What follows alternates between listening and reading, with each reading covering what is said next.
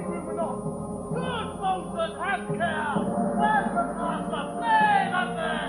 Guido, keep along. Where is the master, Bolton? Do you not hear him? You are our leader. Keeping your cabin to yours is the storm. Please, God, be patient. When the king came, what care did yours name the king? You remember who now hangs the board? Not that I don't know myself. You are counselors. If you command you to have silence and work with me, my friend, we will not have to fight more. Good Lord, Quality! Cannot defend your things from them. Make ready your cabin to be shut this hour. I have free cover from this fellow. We think yes, our crowning mark upon him. His complexion is perfect colour. Oh, stand fast and face him is hanging. With the rope of his destiny, our cable. For our own uplifts advantage. We not want to be hanged. Our case is miserable. Taking the top mark. You're lower. Set it try to make course. Off to sea again. Playing on the travelling. Now to the weather or our office. What do you hear? This gate. Shall we give over a jump? Have you mind to sing? A fox on your throat, you falling blasphemous, incharitable dog! Whack you then! Anchor! Hang you whoreson! Into the night maker! We are let the bring to be drowned and now on! Oh, we're in the drowning. And the ship was no stronger than a nutshell. And as leaky as an unstarred wedge. Lay her off! Oh-ho! Set off to red door! Out to sea! Lay her off! Now the Prince of Rears! Must not mount me cold! I am out of patience! Feel the kingdom of our lives by distraction. In one shot from would you lie the drowning of mankind? We hang yet! We're in trouble for the swear against it. And gave us wide at the glutton. We split! Let's all sing with the king! Let's take leave of him! Now, for the 1,000 moon of the sea, razor and barren realm, long heat, crown, birds, anything, the wills above be done, and I would rest I rising.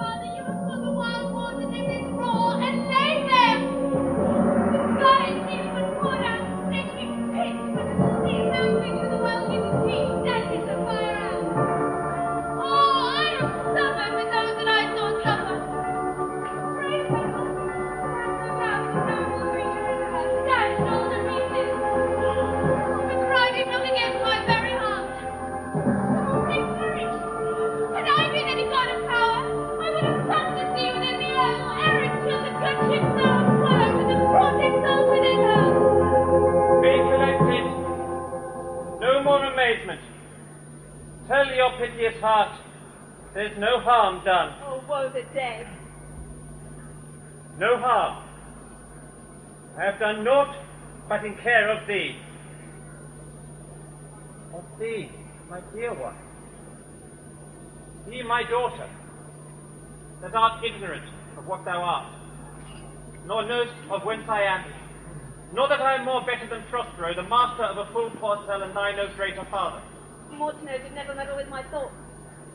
'Tis time thou should know its father. Lend thy hand, pluck my magic garments from me.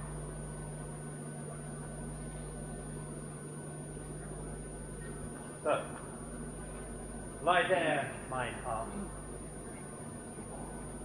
Wipe out thine eyes. Have comfort. the direful spectacle of the rat, that touched the very virtue of compassion. I have, with such provision in mine art, so safely ordered that there is no soul, no, not so much position as an hair, betwixt any creature in the vessel which thou sawest think, which thou heardst cry. Sit down, for thou must know further. You have often begun to tell me what I am, but stopped and led me to a bootless inquisition, concluding stay. Not yet. The hour's now come. The very minute bids the oak sign here. Dost thou remember a time before we came unto this cell? I do not think thou canst. But I was then not out 3 years old. That, sir, I can. By what? By any other house or person? Of anything the image tell me that is kept with thy remembrance? Far off, and rather like a dream than an assurance of my remembrance was. Had I not 4 or 5 women once, pretended? Thou hast, and more remembrance. But how is it persisted in thy mind? What seest thou else in the dark backward and abysm of time? Thou rememberest forth, ere thou camest here, how thou camest, thou mayest. But that is not. 12 years since, Miranda. 12 years since, my father was the Duke of Milan and a Prince of Tau. Sir, are not you my father? My mother was a piece of virtue, and she said you were my daughter. And my father was Duke of Milan, and his only heir and princess. No word is What thou sayest me we came from thence? The blessed is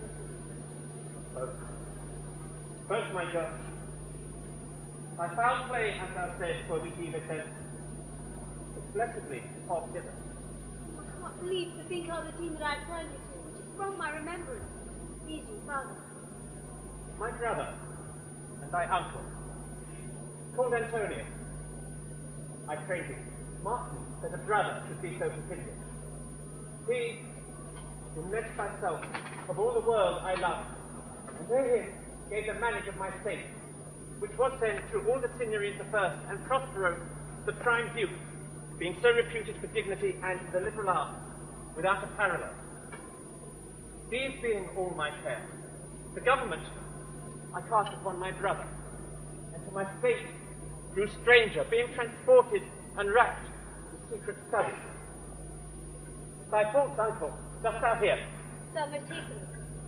Being once perfected, how to grant truth, how to deny it, who to advance, and who to thrash for overtopping, you created the creatures that were mine, I say, or else changed them, or you formed them. Having both the keys of officer and office, set every heart in the state to what tune pleased his ear. That he was now the ivy which hid my princely trunk and sucked the verdure out on it. Thou attendst not. Oh, good sir, I do. I pray thee, mark me. I, thus neglecting worldly ends, all dedicated the closeness and the bettering of my mind, with that which but by being so retired o'erprides all popular rate, in my false brother await an evil nature. And my trust, like a good parent, did beget in him a falsehood in its contrary, as great as my trust was, which had indeed no limit, a confidence stands bound. He, being thus lauded, not only with what my revenue yielded, but what my power might else exact, like one who, having unto truth by telling of it, made such a sinner of his memory to credit his own lie, he did believe he was indeed the Duke. Hence, his ambition growing, thou attends not. Your tale, sir, would cure death. To have no screen between this part he played and him he played it for, he needs will be absolute villain. Me, poor man, my library was deemed large enough. Of temporal royalties, he thinks me now incapable. Confederates, so dry was he for sway, with the King of Naples, to give him yearly tribute, do him homage, subject his coronet to his crown, and bend the dukedom yet unbound. Alas, poor Milan, to most ignoble stooping. Oh, the heavens. Mark his condition and the event, and tell me if this might be a brother. I should sin to think but nobly of my grandmother, with whom the poor sad son. Now, the condition. This King of Naples, being an enemy to me, inveterate, hearkened my brother's suit, which was that he, in view of the premises of homage, and I know not how much tribute, should presently extirpate me and mine out of the dukedom, and confer Ermelin with all the honours upon my brother. Whereon a treacherous army levied, one midnight, fated to the purpose, did Antonio ope the gates of Milan.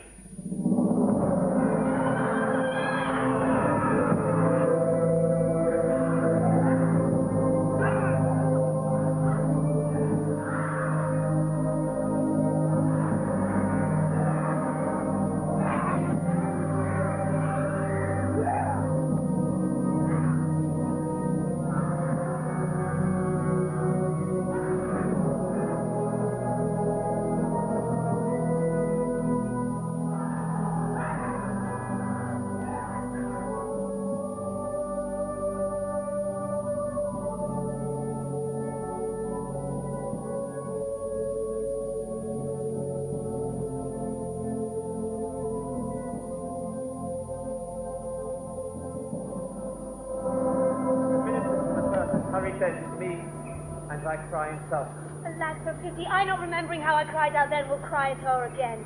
It is a hint that brings mine eyes to it. Here, a little further, and then to the business that's upon us, without the which my story were most imperfect. Wherefore did they not that tower destroy us? Well demanded, lady. My tale provokes that question. And yet, they durst not. So dear the love my people bore me, not set a mark so bloody on their business, but with fairer colours painted their foul airs. In few, they hurried us aboard a bark, bore us several leagues out to sea, where they prepared a rotten carcass of a butt, not ridge, not tackle, sail, nor mast. The very rats instinctively have quitted, in which they hoist us to cry to the sea that roared to us, to fight the wind, whose pitting, sighing back did us but loving rob. Alack, what trouble was I then to you? Oh, cherubim thou wast, that did preserve me.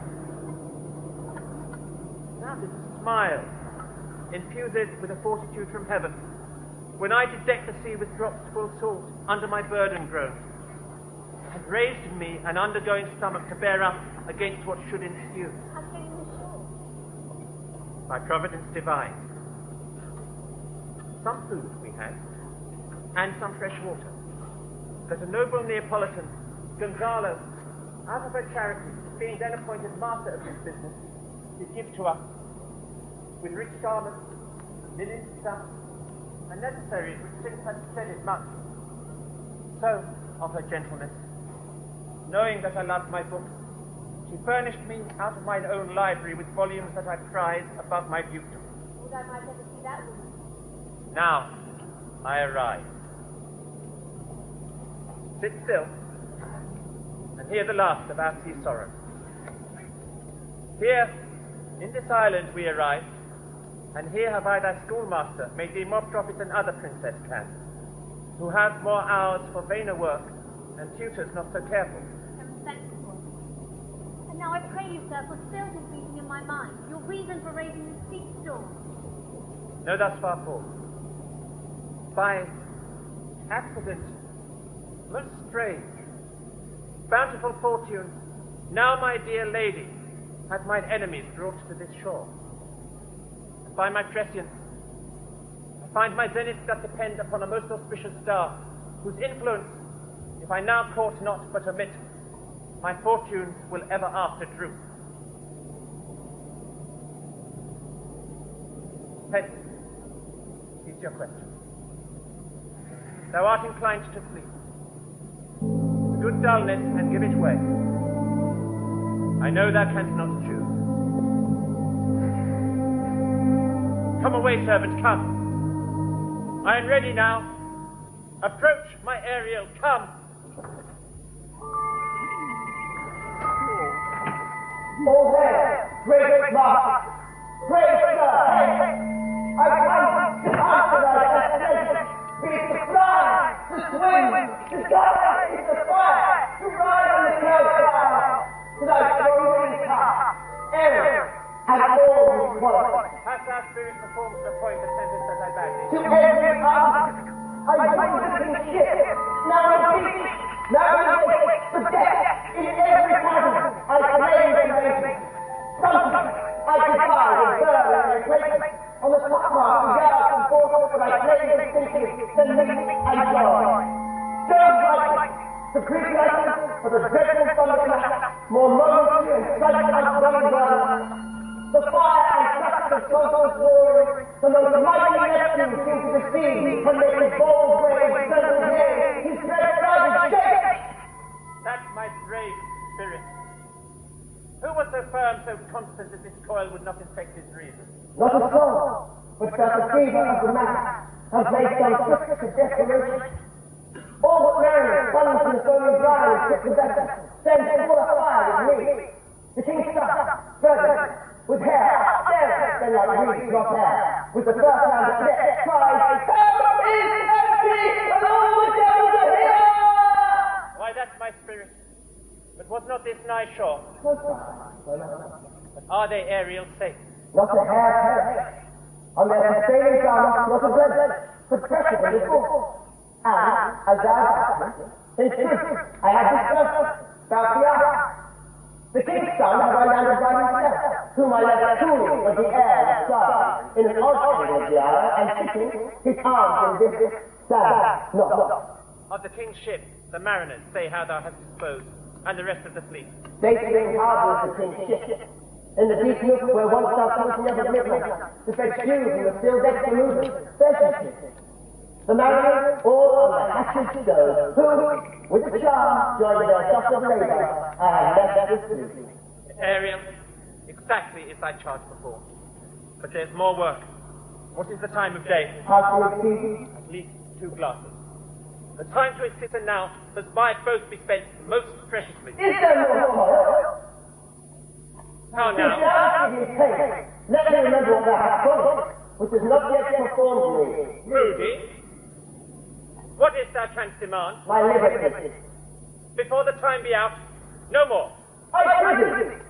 Remember, I have done thee worthy service, told thee no lies, making no mistakes, served without all grudge or grumbling. Thou hast promised to stay free a full year. Hast thou forgot from what a torment I did free thee? No. Thou hast. And is it much to tread the ooze of the salt sea, to run upon the sharp winds of the north, to do me business in the veins of the earth when it is baked with frost? I do not, sir. Thou liest, malignant pig! Hast thou forgot the foul witch Citrat, who with age and envy was thrown into a hoop? Hast thou forgot her? No, sir. Thou hast. Where was she born? Tell me, speak. Sir, we are here. Oh. Was she so?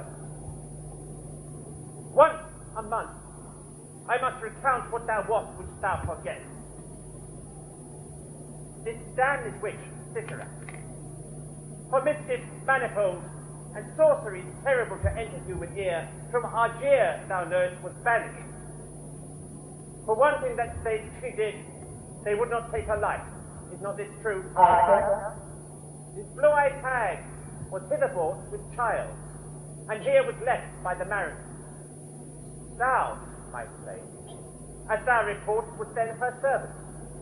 And for thou wast a spirit too delicate to enact her earthly and abhorrent commands, refusing her grand hest, she did confine thee, by the help of her most potent ministers and in her most unmitigable rage, into a cloven pine, within which rest, imprisoned, thou remained most painfully a dozen years, within which space she died, and left thee there to vent thy groans as fast as mill wheels strike. Then was this island, save for the sun that she did litter here, a freckled whelp, hag-born, not honoured with human shape. Don't say! I say so. He, that Caliban, whom I now keep to service. Thou best knows what a torment I did find in. My drones did make wolves howl, and penetrate the breasts of ever-angry bears. It was a torment to lay upon the damned, which Sycorax could not again undo. It was my arm. When I arrived and heard thee, made gates to pine, and let thee out. I thank thee, Master. If thou more murmurest, I will rend an oak, peg thee in its knotty entrails, till thou hast howled away 12 winters.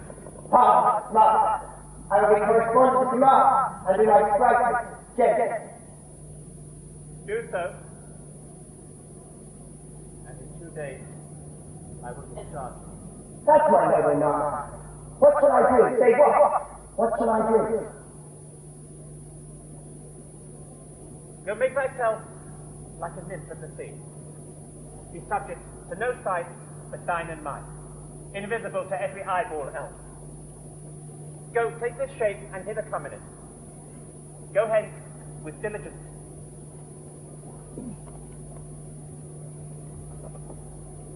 Awake, dear heart, awake.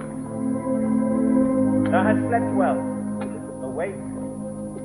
Strangeness of your story is a heaviness in me. Shake it off. Come on.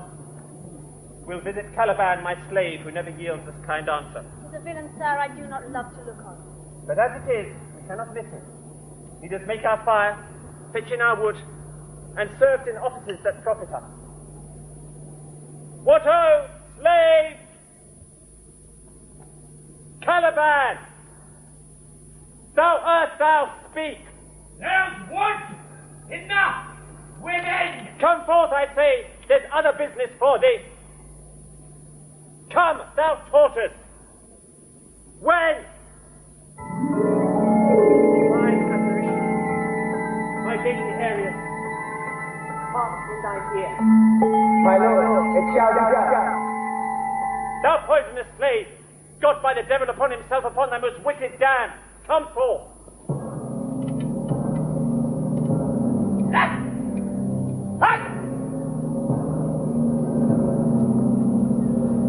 As wicked new as ere my mother brushed with raven's venom from unwholesome men dropped on you both.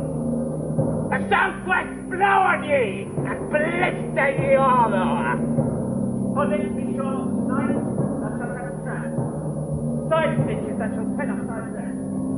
Urges, for that fast of the night as they may work shall exercise on thee.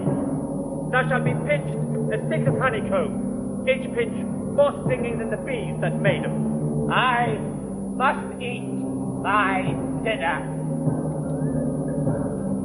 This island's mine! My sickle axe, my mother, which thou takest from me. When thou camest first, thou strokest me and made much of me. Wouldst give me water with berries and teach me how to name the bigger light and how the less that burns by day and night. And then I loved thee and showed thee all the qualities of the isle: fresh springs, brine pits, barren place, and fertile. Cursed be I that did so! All the charms of Sycorax, toads, beetles, bats, light on you! But I am all the subjects that you have, which first was mine own king. And here you stymie in this hard rock, while you do keep from me the rest of the island. Thou most lying slave, whose stripes may move, not kindness. I would use thee, filth as thou art, with human care, lodge thee in my cell, till thou didst seek to violate the honor of my child. Oh, would have been done.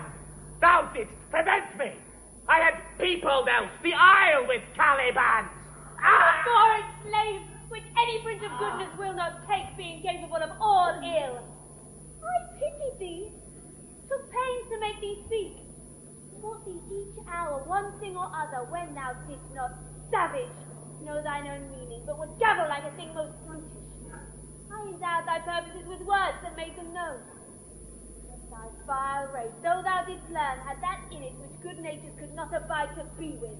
Therefore wast thou deservedly confined to this rock. You have deserved more than a prison.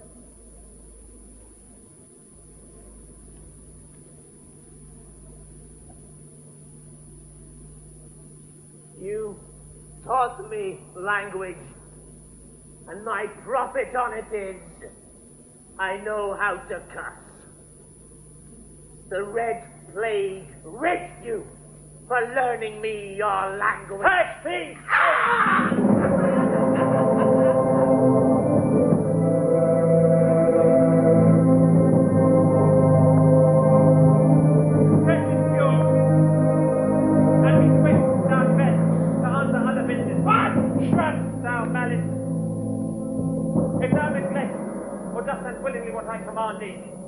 I will rack thy bones with cramps, fill thee with old aches, and make thee roar that beasts shall tremble at thy din. No!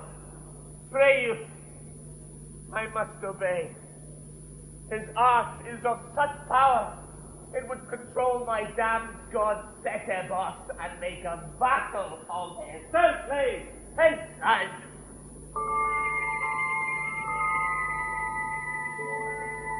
Come unto these yellow sands, and then take care. Curse these when you have, and kick the wild waves with.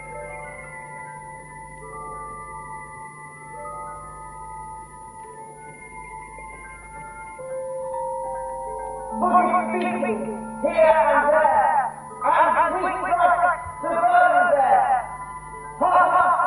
Bala, the watchdog bar. Bala, ha ha! I hear the train of such a shout of fear to a promising down.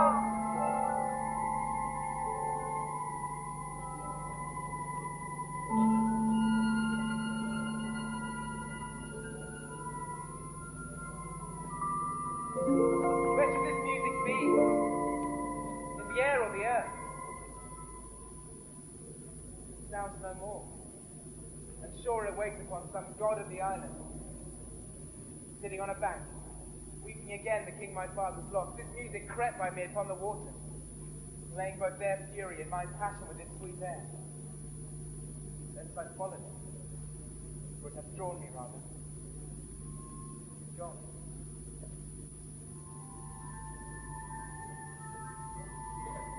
Begins again.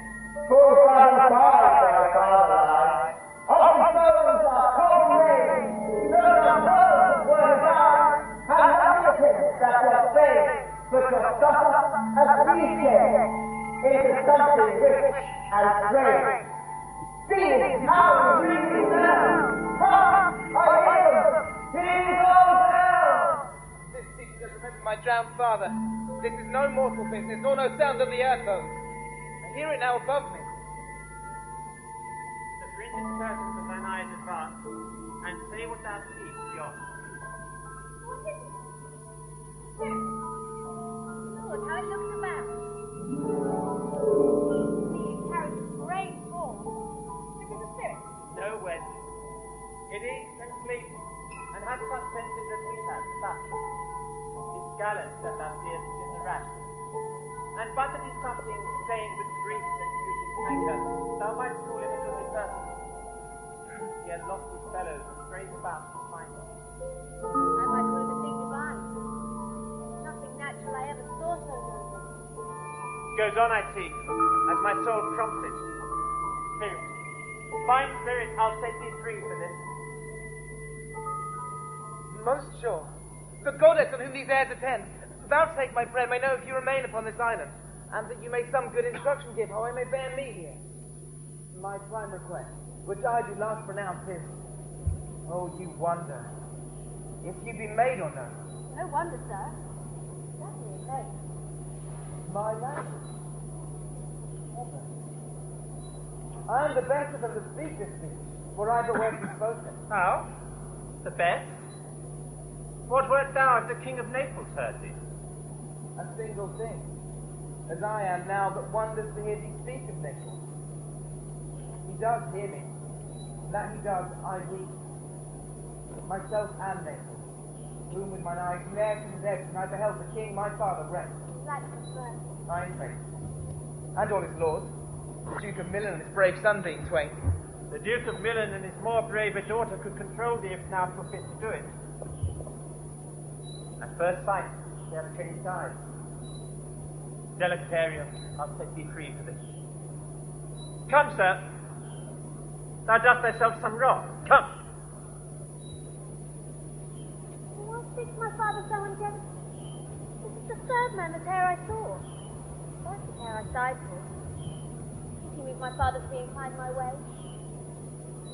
Oh, if a virgin, and your affection not yet gone forth, I'll make you the Queen of Naples. Stop, sir. One word more. They are both in either's power. But this swift business I must uneasy make, lest too light winning makes the prize light. Come, sir. I charge thou dost attend me.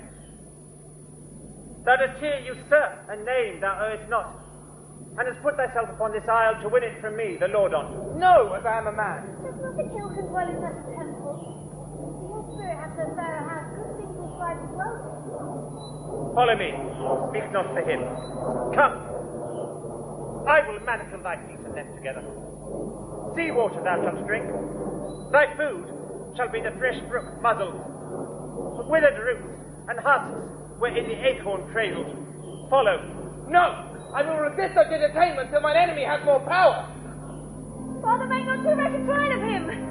He's gentle and not fearful. What? My foot, my tutor. Put up thy sword, but make this show, but dares not strike thy conscience is so possessed of guilt.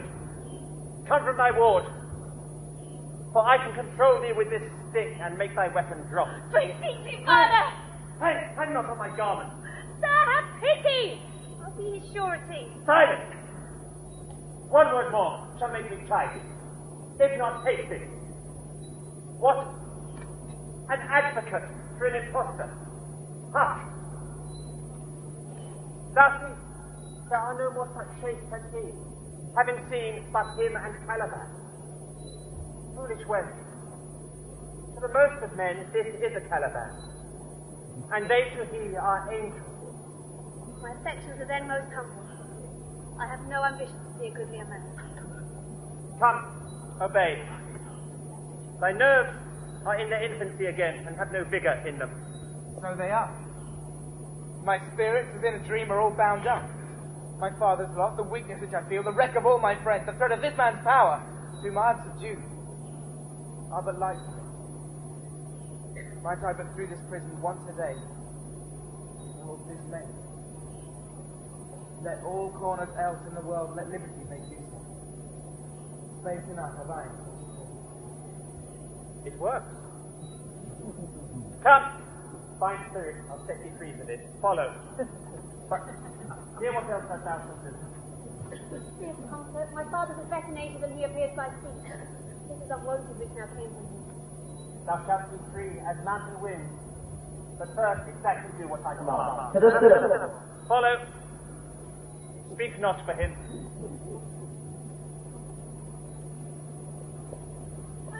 You, sir, be merry. You have joy, so have we all of joy. For our escape is much beyond our loss. Now a hint of woe is common. Every day some sailor's wife, the masters of some merchant, and the merchant have just our theme of woe. But for the miracle, I mean our preservation, few millions can speak your heart. Then wisely, good sir, weigh our sorrow with our comfort. Prithee, peace. He receives comfort like cold porridge. The visitor will not give him over so. Look, she's winding up the watch of her wits. By and by it will strike. Sir, 1 town. when every greeted entertainer's offer comes to the entertainer, $1. dollar comes to him indeed. You have spoken truer than you purposed. You have taken it wisely, and I meant you should. Therefore, my lord, Fie, what a spendthrift is she of her tongue. Prithee, spare. I have done, but yet, She will be talking. This is not much.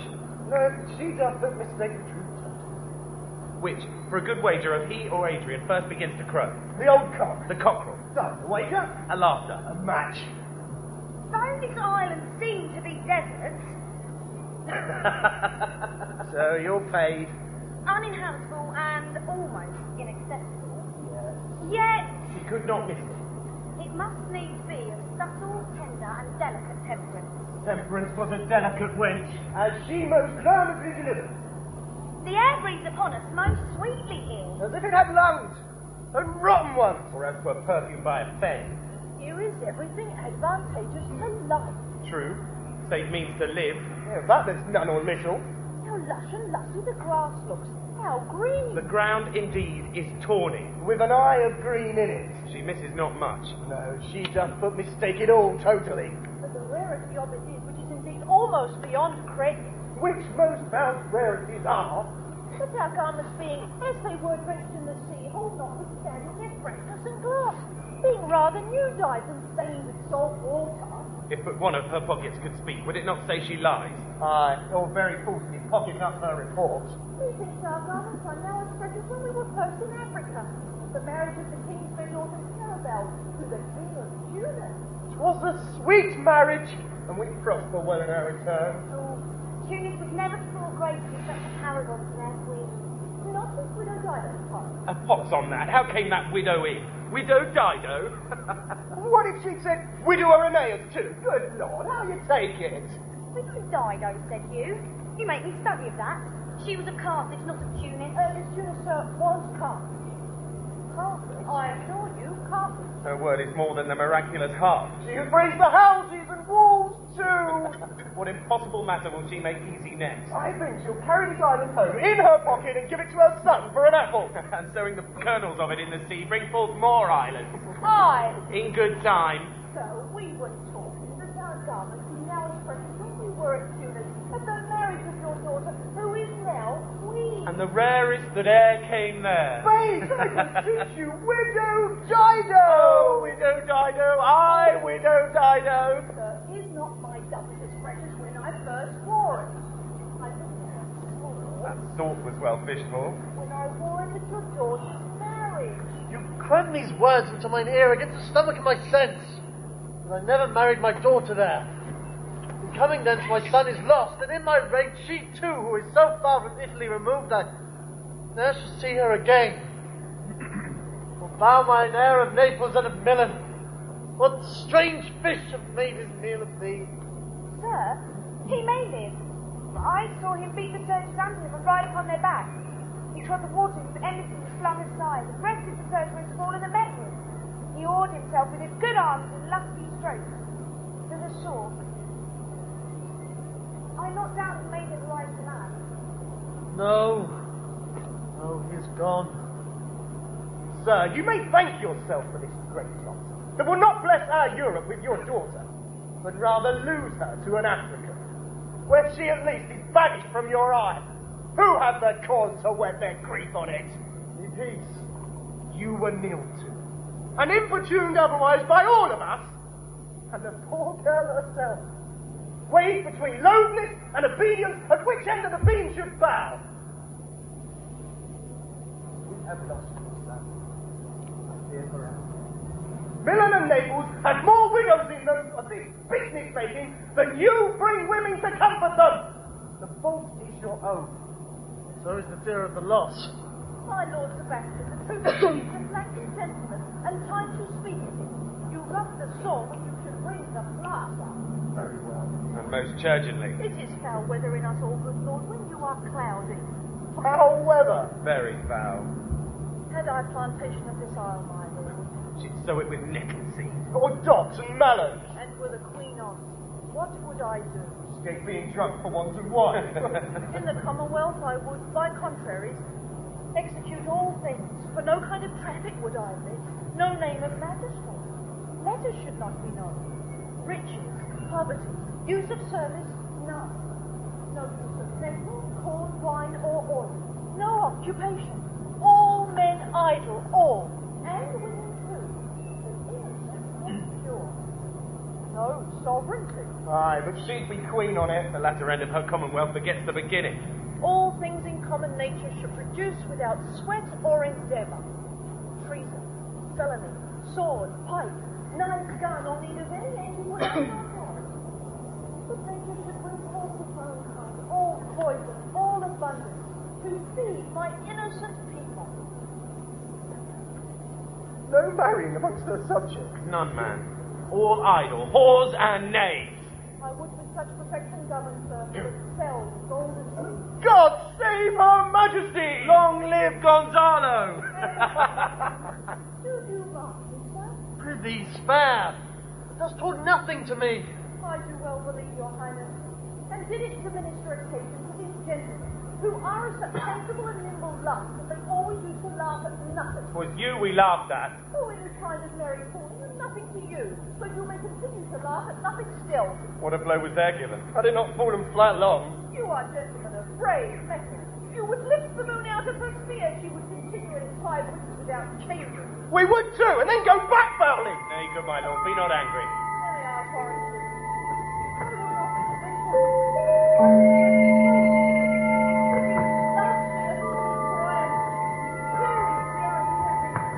Go sleep, and hear us. What? So soon asleep? I wish mine eyes would with themselves shut up their thoughts, but I find there is time to know.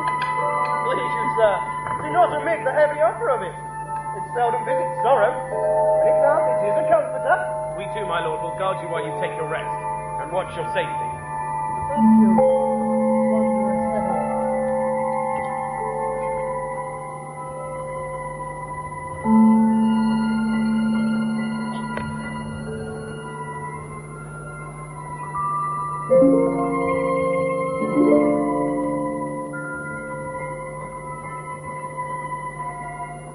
What a strange drowsiness possesses them. It's the quality of the climate. Well, why then does it not make our eyes inclined to sink? I feel myself not disposed to sleep. Nor I. My spirits are nimble. They fell all as by consent. They dropped as by a thunderstroke. What might, worthy Sebastian? Oh, what might? No more. And yet, methinks, I see it in thy face what thou should be. The occasion speaks it, and my strong imagination sees a crown dropping upon thy head. What, thou Do waking? you not hear me speak? I do. And surely it is a sleepy language, and thou talkst out of thy sleep. It is a strange repose. To be awake, eyes open, standing, moving, speaking, but so fast asleep. Noble Sebastian, thou let thy fortune sleep. Die, rather. Winks while thou art waking. Thou dost snore distinctly. There is meaning in thy snores. I am more serious than my custom. You must be so too. If heeding which to do, trebles thee own. But I am standing water. I'll teach you how. Do so. To air. Hereditary sloth instructs me. Oh, if you knew how you the purpose cherish while thus you mock it, how in stripping it you more invest it. Ebbing men indeed most often do so by the bottom rung, by their own fear or sloth. Say on. Setting of thy cheek, and I proclaim a matter to thee, and a birth indeed which throws thee much to yield. Thus, sir, although this lady of weak remembrance, this, who shall be of as little memory when she is earth, hath here almost persuaded. For she's a spirit of persuasion, only professes to persuade. The king his son's alive. It is as if possible that he's undrowned, and even sleeps his twin. I have no hope that he is undrowned. Out of that no hope, what great hope have you? No hope that way is another way so high a hope that even ambition cannot pierce a wing beyond but doubt discovery there. Will you grant with me that Ferdinand is drowned? He's gone. Then tell me, who is the next heir of Naples? Clarabelle. She that is Queen of Tunis. She that dwells 10 leagues beyond man's life. She that from Naples can have no note unless the sun be her post. The man in the moon is too slow, till newborn chins be rough and razorable. She, from whom all we are sea swallows, though some cast again, and by that destiny, to perform an act whereof what's past is prologue, what to come is yours and my discharge. Stuff is this? How say you? 'Tis true, my brother's daughter is the Queen of Tunis. So is she the heir of Naples. But which region there is some space? A space whose every cubit seems to cry out, how shall that Clarabelle measure us back to Naples? Keep it Tunis and let Sebastian wait.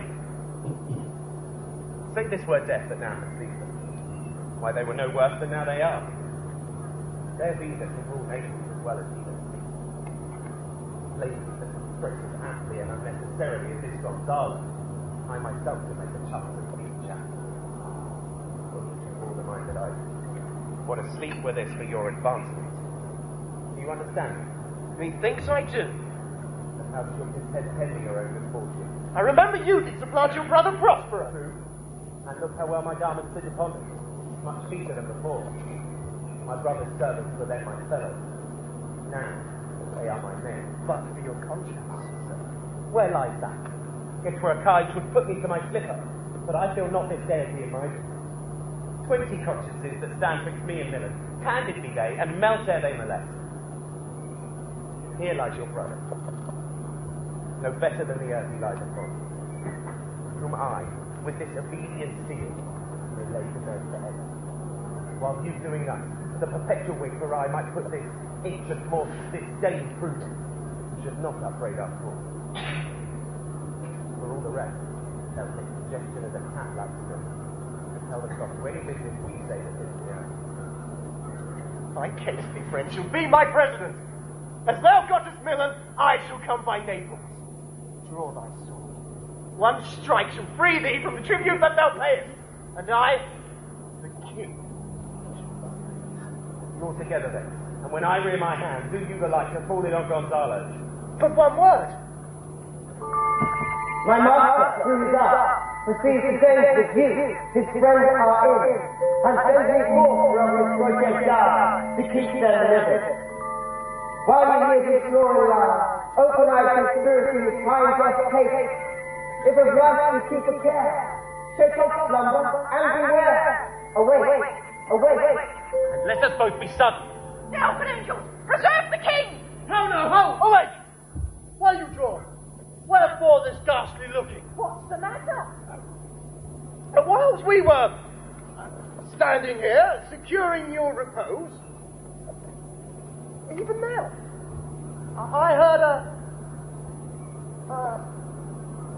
hollow burst of bellowing. Like bulls! Or rather, lions.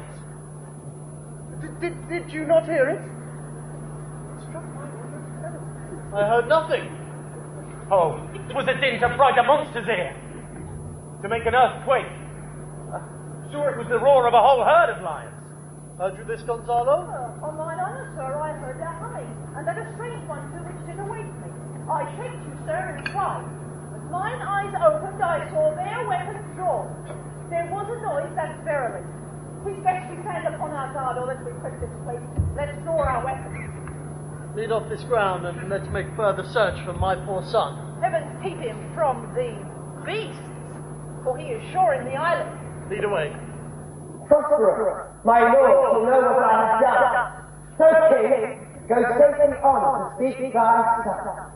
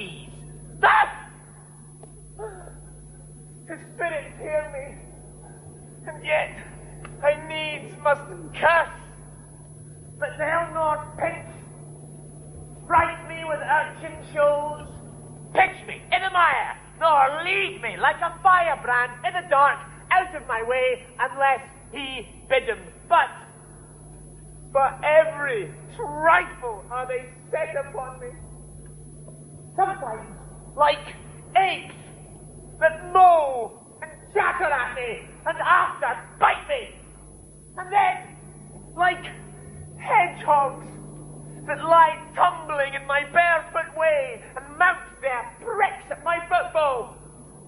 Sometimes am I all wound with adders who with cloven tongue do hiss me into madness.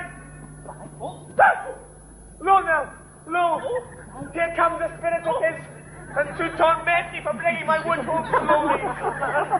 I'll fall flat, perchance he will not mind me.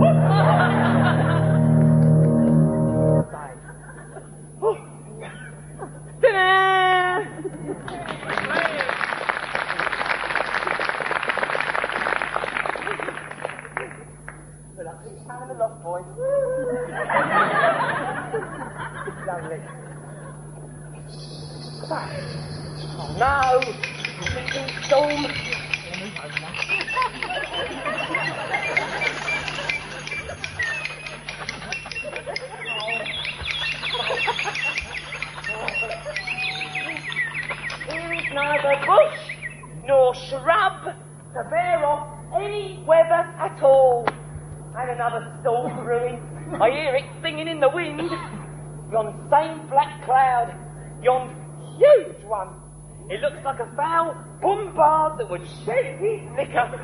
Tell ya, if it should thunder, as it did before, I know not where to hide my head.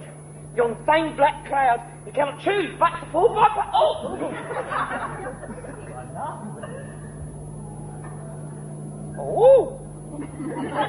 So, what have we here? No one dropped it.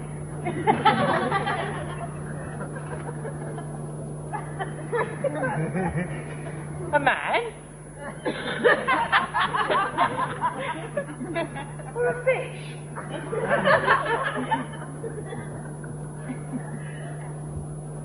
Dead? Or alive?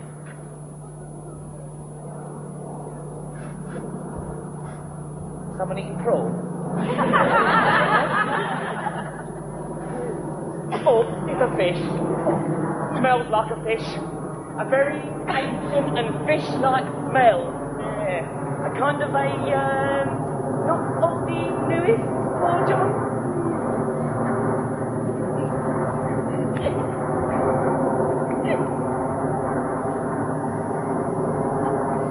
Strange fish. Were I in England, as once I was, and had this fish, but painted? Not a holiday falls there, but would give a piece of silver. There, would this monster make a man? Yeah. Well, any strange beast there makes a man. When they will not give a doit to relieve a lame beggar, they will lay out 10 to see a dead Indian. Yeah. What could be a tootsie? Aye, he's legged like a man. Yeah. Oh, and his fins, they're like arms. Yeah. Oh! Hey, it's wool!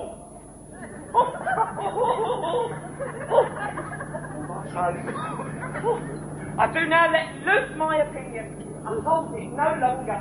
This is no fish, but an islander. Yes, that has lately been suffered by a thunderbolt. Oh no.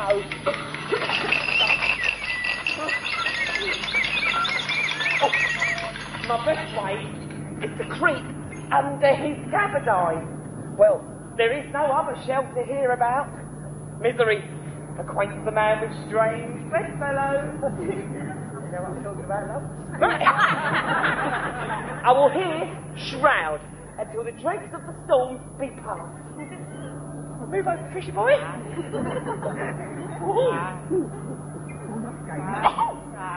No more to see.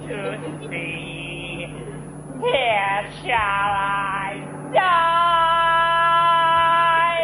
ashore.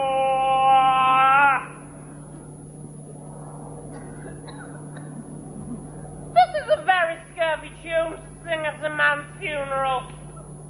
Wow! Here's my comfort. The master, the swabber, the boatswain and I, the gunner and his mate, loved more Meg and Marian and Marjorie, but none of us cared for Kate. For she had a tongue with a tang, would cry to a sailor, "Go hang!" This is a very scurvy tune too, isn't it? Yeah. But here's my comfort. Do not torment me, pretty! What's the matter? Have we devils here? Do you put strings upon with savages and men of in? Ah! I have not escaped drowning to be afeard now of your forelegs. Of your forelegs. Of your 1, 2, 3. Yes, forelegs. For it hath been said, as proper a man as ever went on 4 legs cannot make him give ground. And it shall be said so again while Stefano breathes ad nostril. The spirit torments me! This is some monster of the Isle with 4 legs, who have got, as I take it, an ague. What the devil should he learn our language? I will give him some relief if it be but for that. If I can recover him and keep him tame and get the natives with him, it's a present for any emperor that ever trod on neat's leather. Do not torment me, pretty! I'll bring my wood home faster! He's in his fits now and does not talk after the wisest. He shall taste of my bottle. If we have not drunk wine afore, it will go near to remove his fit. If I can recover him and keep him tame, I'll not take too much for him. He shall pay for him that hath him and that soundly. Thou dost me but little hurt. Thou wilt anon, I know it by thy trembling. Now prosper works upon me. Open your mouth, come on your way. Here is that which will give language to you, cat. This will shake your shaking and that soundly. Come on. Oh, you cannot tell who's your friend. Open your jacks again. I should know that point. That should be...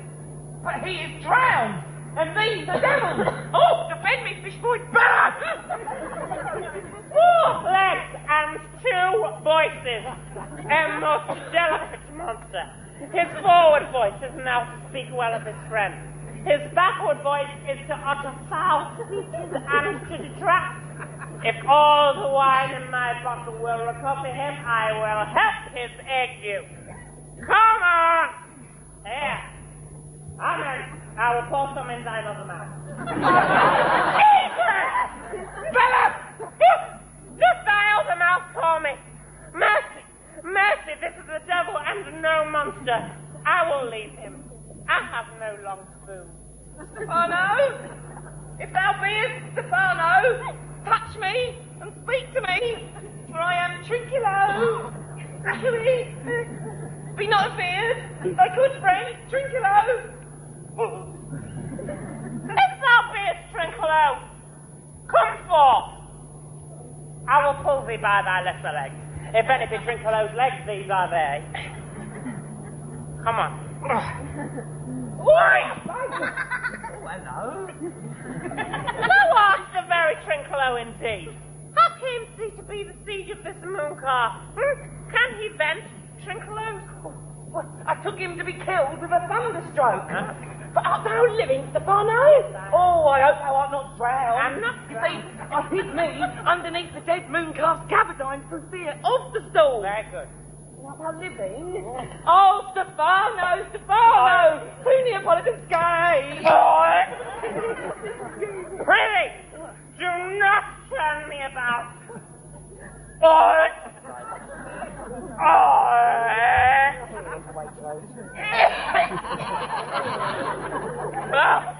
My stomach is not constant. These be fine things, and if they be not sprites, that's a brave God that he bears celestial liquor. I will kneel to him. How didst thou escape? How camest hither? Swear by this bottle how thou camest hither. I escaped on a bottle of sack, which the sailors heaved overboard. By this bottle! Come on, swear then how thou escaped. This bottle, which I made from the bark of a tree with mine own hands, since I was cast ashore. I'll swear by that bottle to be thy true subject, for that liquor is not earthly. Swear then how thou escaped. Well, I swam ashore, man. Lock it up. Here, it's the book. Though thou canst swim like a duck, thou art made like a goose. Hey, Stefano, have you any more of it? What? Come here. The whole butt, man. My Stella is in a rock by the seaside, where my wine is hid. Yet. How now, Mooncalf? How dost thine ague? Hast thou not dropped from heaven? Out of the moon, I do assure thee. I was the man of the moon when time was. I have seen thee enough, and I do adore thee. Thy mistress showed me thee, and thy dog, and thy bush. Come on then, swear to that. I will furnish him a new nun with new contents. Swear. Right. By this good light, this is a very shallow monster. I appeared of him, a very weak monster. And the man in the moon, a most poor and incredulous monster. Well drawn monster in good sense. I'll show thee every fertile inch of the island. And I will kiss thy foot. I prithee, be my God, please. Coroner, swear to that. This is a most perfidious and drunken monster. I tell you, when God's asleep, he'll rob his bottles. I'll kiss thy foot, and I will swear myself thy subject. Coroner, down and swear. Little man, swear you. I shall laugh myself to death at this puppy-headed monster. Wait. A most scurvy monster. Here, I can find in my heart to make it. Come! Kiss! Yeah. Well, but the poor monster didn't drink. A most abominable monster. I'll show thee the best spring, and I will pluck thee berries. I'll fish for thee, and I will get thee wood enough. And play upon the tyrant that I serve. I'll bear him no more sticks, but I'll follow thee, the wondrous man. A most ridiculous monster to make a wonder of a poor drunkard. And prithee, let me bring thee where crabs grow, and I, with my long nail, will dig thee pig nuts, show thee a jay's nest, and instruct thee how to snare the nimble marmoset. I'll bring thee to clustering filberts, and sometimes I'll get thee young scamels from the rock. Wilt thou go with me? I prithee, lead the way now without any more talking. Chisel, the king and all our company else being drowned together. We will inherit here. There, mother. Fellow Tranquil, we will fill him by and by again. Farewell, master! Farewell, farewell! A howling monster, a drunken monster. Ah! Big monster! Lead the way.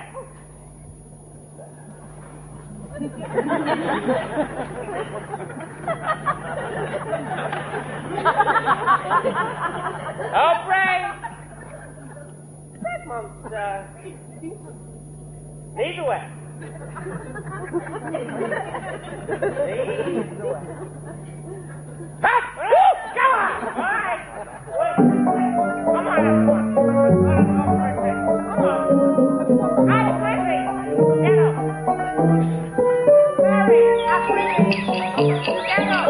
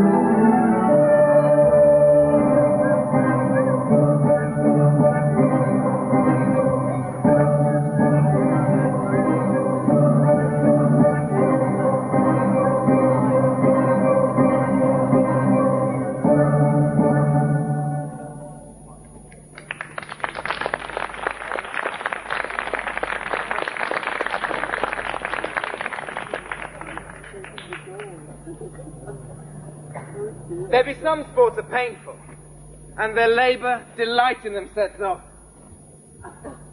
Some kinds of baseness are nobly undergone, and most poor matters point to rich ends. But this, my most mean task, would be as heavy to me as odious, were but for the mistress which I serve, who quickens what's dead and makes my labours pleasures. Oh, she is 10 times more gentle than her father's crab, and he's composed of harshness. I must remove some 1,000 of these logs and pile them up upon a soaring junction. My mistress weeps when she sees me do it, and says such baseness never had like executor. But I forget. But these sweet thoughts do refresh my labours most busyless when I do it. Alas, now pray you, work not so hard. What was the lightning that burnt up those logs that you were enjoying to pile? Please sit it down and rest you.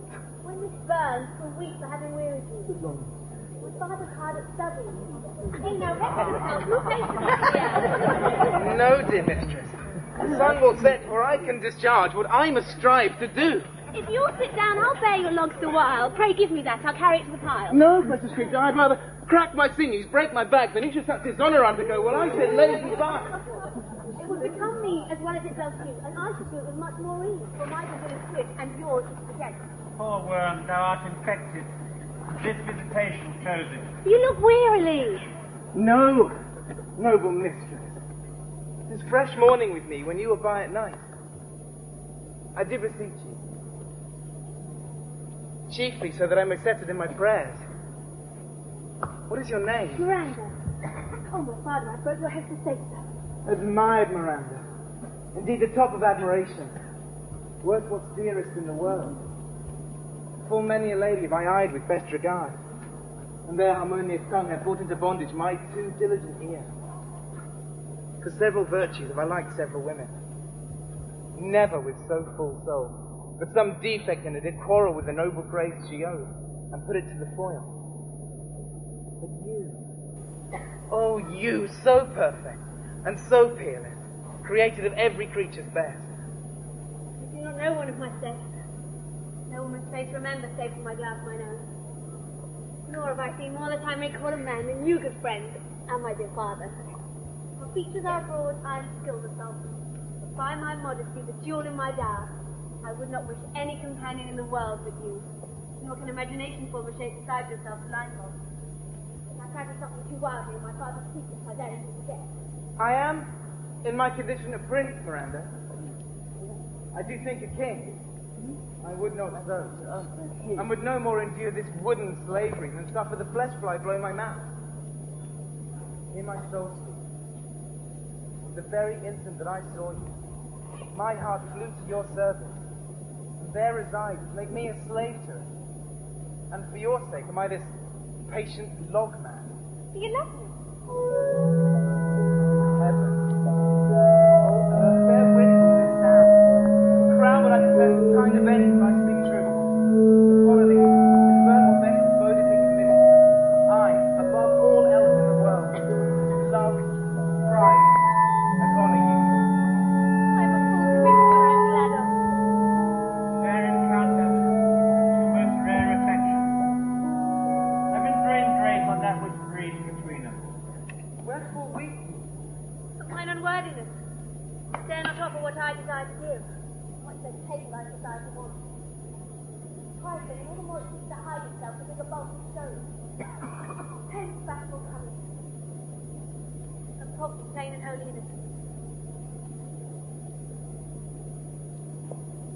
I am your wife, if you will marry me. If not, I'll die your maid. To be your fellow, you may deny me, but I'll be your servant whether you will or no. My mistress, dearest, I am thus humble ever. My husband, then. Aye, with a heart as willing as bondage air of freedom. Here's my hand on it. And mine with my heart in it. And now farewell till half an hour hence. 1,000. So glad of this day I cannot be, what a tried to go. But my rejoicing and nothing could be more. Out my books, for yet ere supper time I have much business at the table. Hey!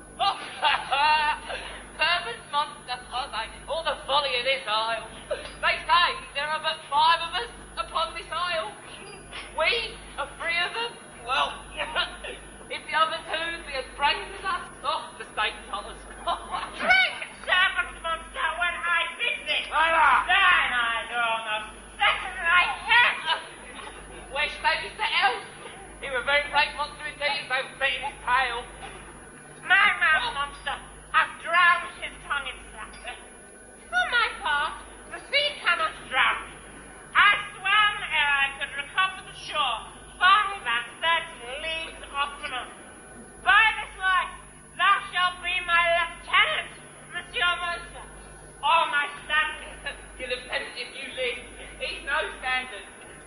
Will not run, Monsieur Monster. Nor go neither, but your lilac doesn't need to say nothing neither. Milka! Speak once in thy life as thou beast of good Milka. I've got thy honour. Let me lick thy shoe. I'll not serve. Jesus! Here's the valiant.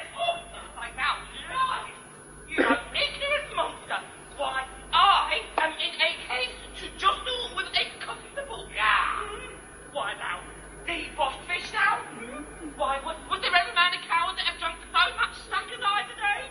And will thou tell a monstrous lie, being half a fish and half a monster? No! How he mocks me!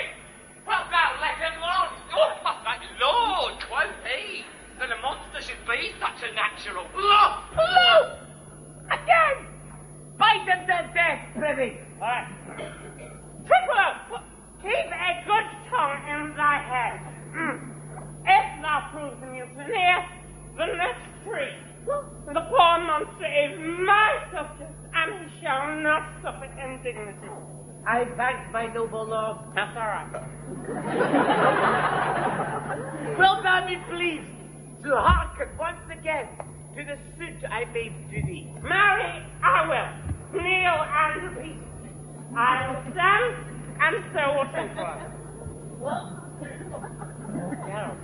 As I told thee before, I am subject to a tyrant, a sorcerer, that by his cunning has cheated me of desires. Oh, thou liest. Thou liest, thou jesting monkey, thou! I would my valiant master would destroy me. I do not lie. Tripler! Trouble him any more in tail, and by this hand I will return some of your teeth. What the what? That's nothing! Nonsense! What is it? Get down!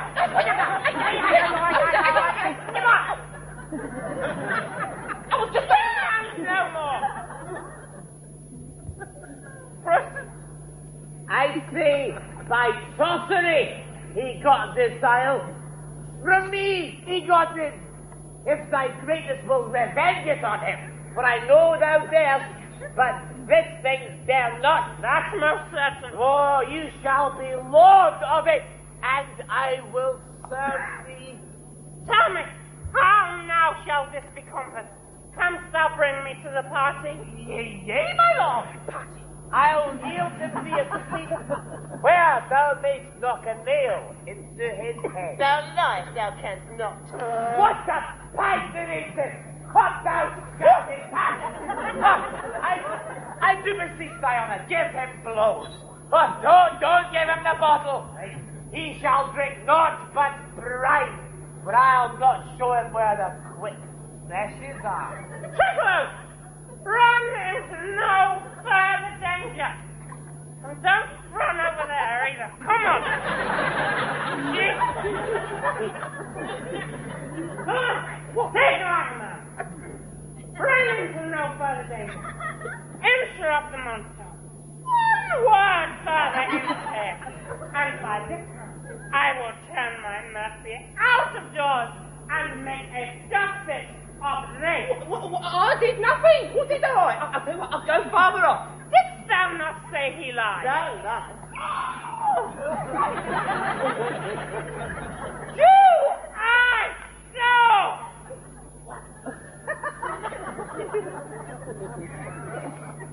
What's that?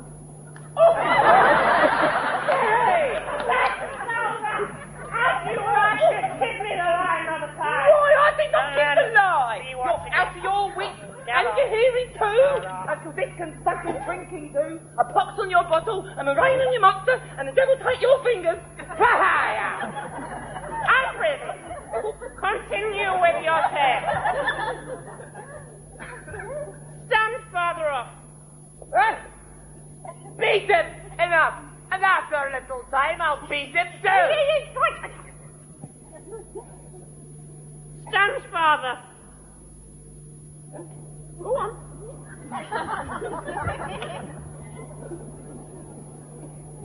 Go on.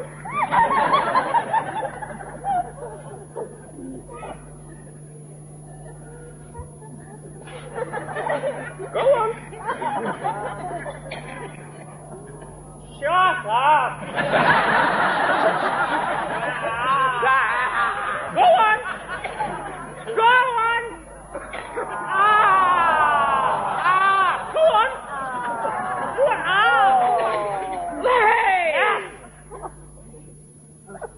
Why?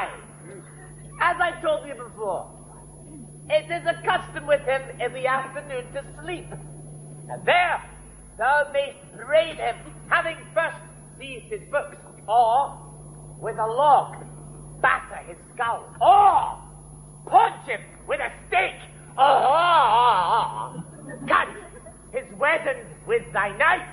Remember, first to possess his books, for without them he is but a sot, as I am, nor hath not one spirit to command. They all do hate him as rootedly as I. But his books.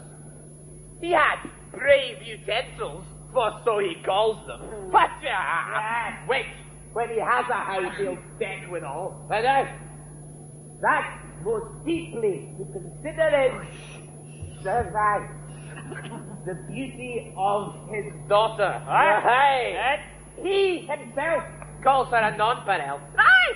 I never saw a woman. Only Sycorax, my dam, and she. But she has far surpassed Sycorax as greatest doth least. Is she so brave a lass? Love, and she will become thy bed I want. She'll bring thee forth brave fruit. Monster, I will kill this man. Wait! His daughter and I will be king and queen, say thy grace, and Twinkle and thyself shall be viceroy. Where's the gun? Come on. Twinkle and thyself shall be viceroy. Oh, you beauty! Dost thou like the plot? Twinkle! Hey! Twinkle! Twinkle! Oh, give me your hand! I am sorry I beat today. But while thou livest, keep a good tongue in thy head. Within this half hour, will he be asleep? Wilt thou destroy him then? On mine honor. This will I tell my master. Oh, thou makes me merry. I am full of pleasure. Let us be joking. Will you troll the catch you taught me but a while ere? At thy request, monster, I will do reason, any reason. Tickler, sing with me.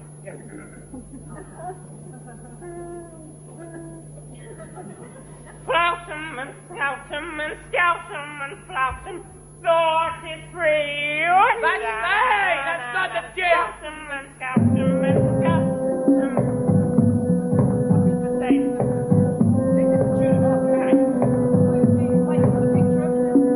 Nobody. Thou beest the man.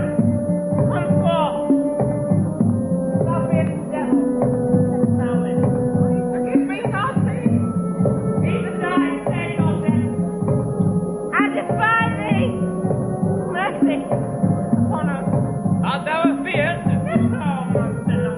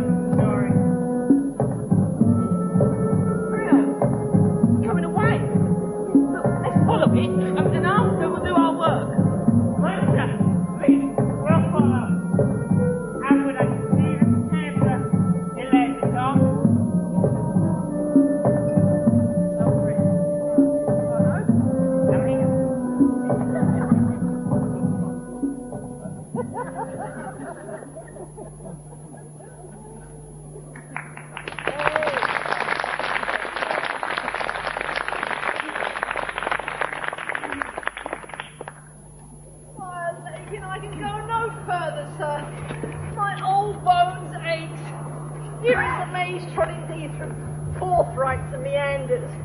By your patience I needs must rest me. Oh Lord, I cannot blame thee who am myself attached with weariness to the dulling of my spirits. Sit down and rest. Even here I am willing to give up hope and keep it no longer for my flatterer. He is drowned who must be straight to find, and the sea mocks our frustrate search on land. Well, let him go. I am right glad he so out of them. Do not for one repulse forgo the purpose you have resolved to effect. The next advantage we will take thoroughly. Let it be tonight. For now they are oppressed with travel, they cannot nor will not use such vigilance as when they are fresh. I say tonight, no more.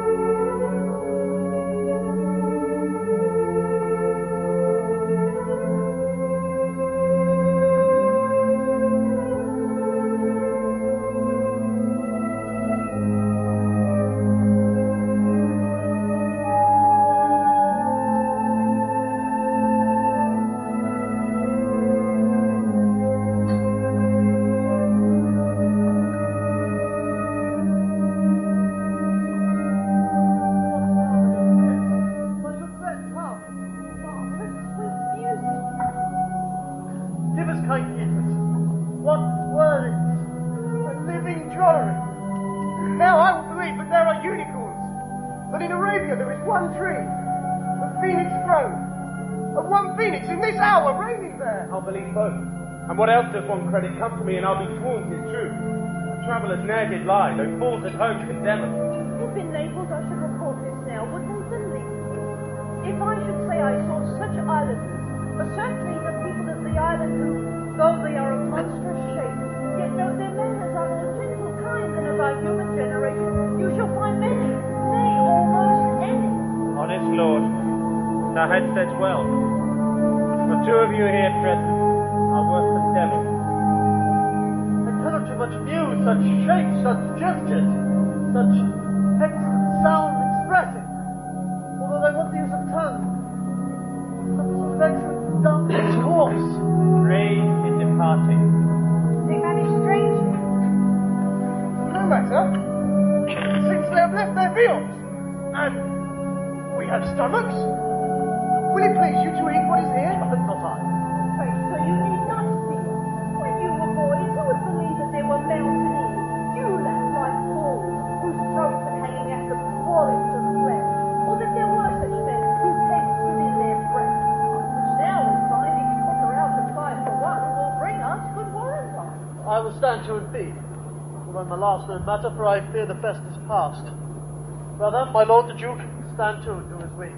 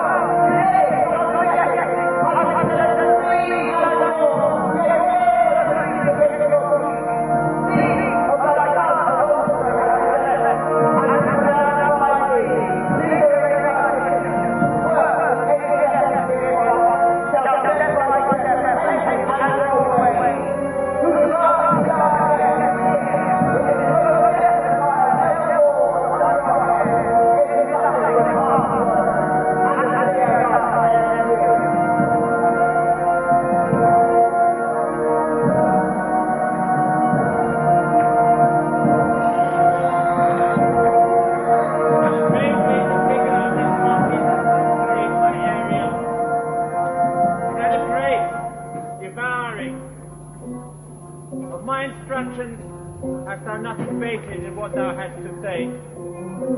So, good life and observation strange my meaner ministers their several times have done. My high charms work, and these mine enemies are all knit up in their distraction. They now are in my power, and in these fits I leave them. While I visit young Ferdinand, whom they suppose is drowned, and his and my loved darling.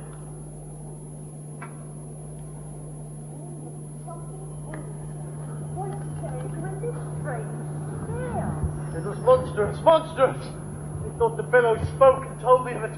The winds did sing it to me. That thunder, that deep and dreadful organ pipe, pronounced the name of Prosper. Therefore my sudden news is bedded. And I seek him deeper than air plummet sounded, and with him there lie mudded.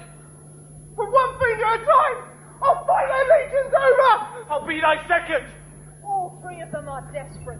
Their great guilt like poison given to work a great time after now begins to bite the spirits.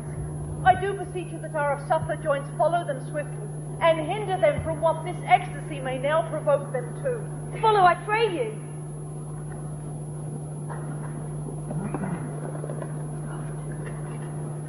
If I have too austerely punished you, your compensation makes amends. For I have here given you 1/3 of mine own life, or that for which I live. And to your hand I tender her again. All thy vexations were but my trials of thy love, and thou hast stood the test most strangely. Here afore heaven I ratify this my rich gift. Oh, do not smile at me, Ferdinand, that I boast thereof. For you will find she shall outstrip praise and make it halt behind her. I do believe it against an oracle. Then, as my gift and thine own acquisition, take thou my daughter, but if thou dost break a virgin knot, before all sanctimonious ceremonies may with due and holy rites be ministered, no sweet aspersions shall the heavens let fall to make this contract grow, but barren height, sour-eyed discord and disdain shall strew the union of your bed with weeds so loathly that you shall hate it both. Therefore take heed, as Hymen's lamp shall light you. As I wish for quiet days, fair issue, and long life with such love as it is now, the murkiest den, the most opportune place, the strong suggestion are worse a genius can. It shall never melt mine honour into lust, to take away the edge of that day's celebration when I shall think, or Phoebus Steed the fountain, or night kept chained below. Fairly spoken. Sit then, and talk with her.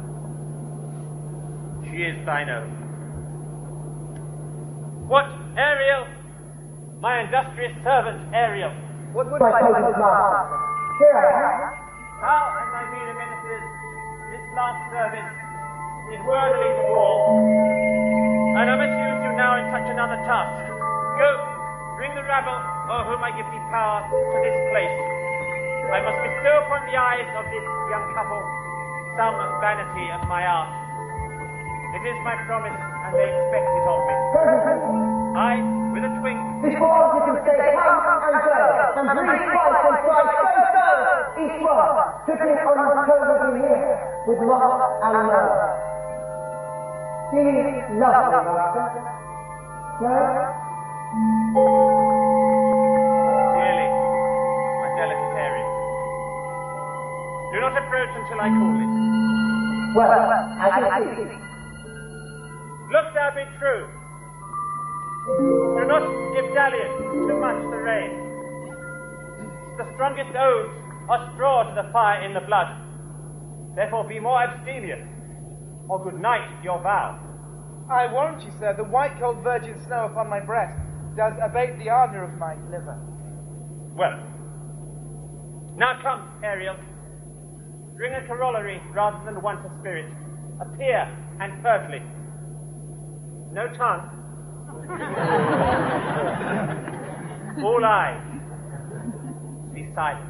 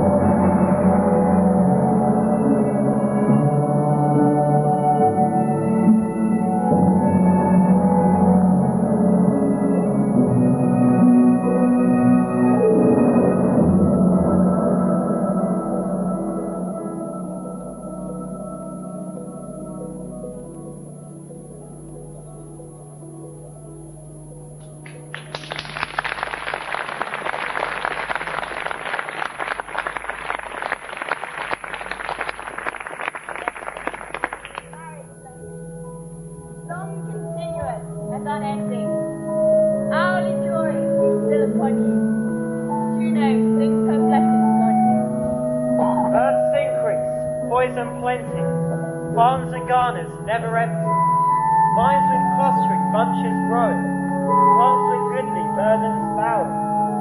Spring come to you at the farthest, in the very end of harvest.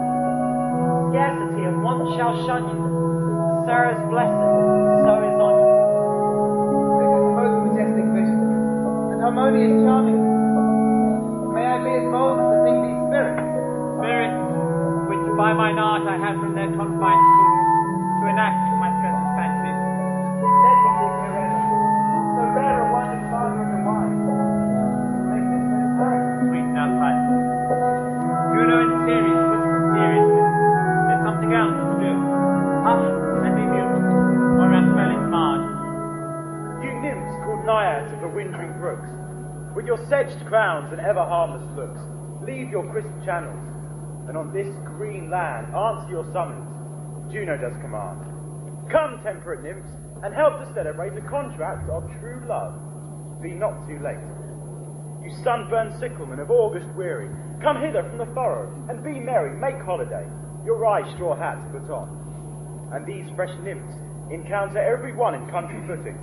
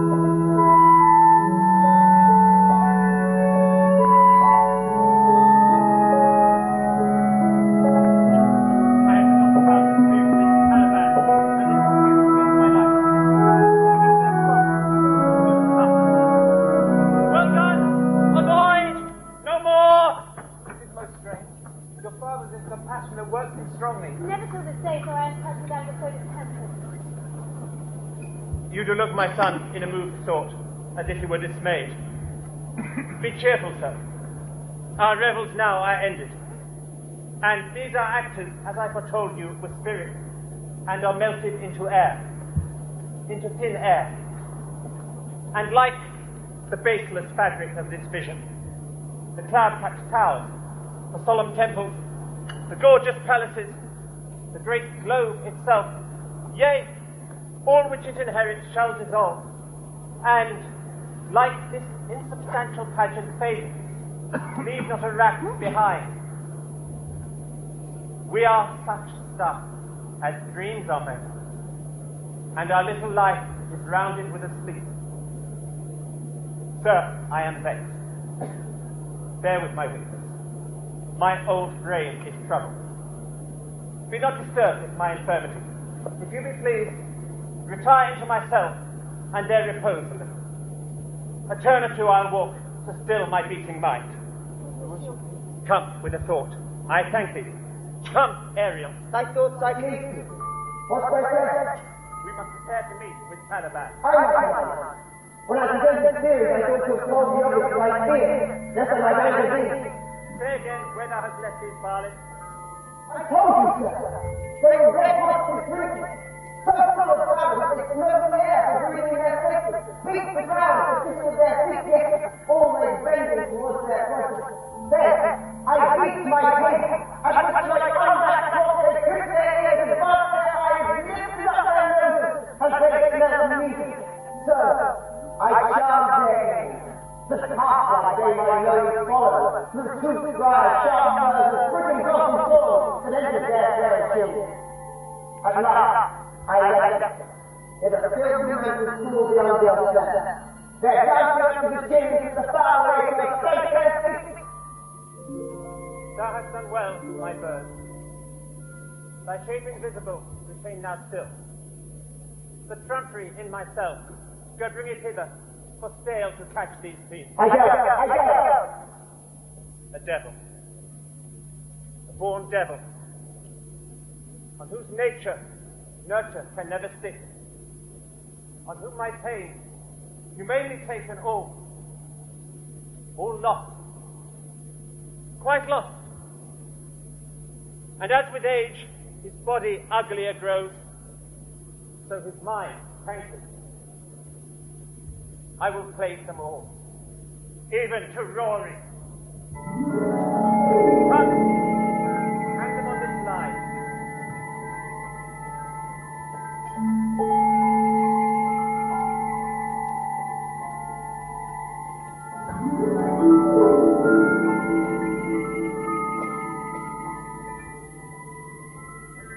Pray you! Tread softly, for the blind mole may not hear a footfall. We now are near his cell.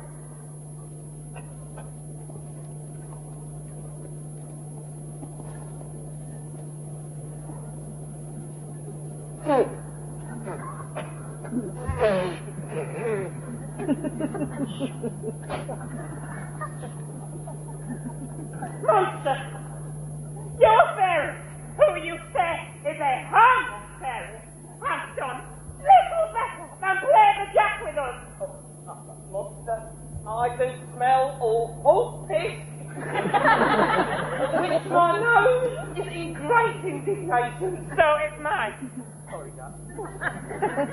Sure, monster, if I should take a displeasure against you, look you! Thou art but a lost monster. Good my lord, give me thy favour still.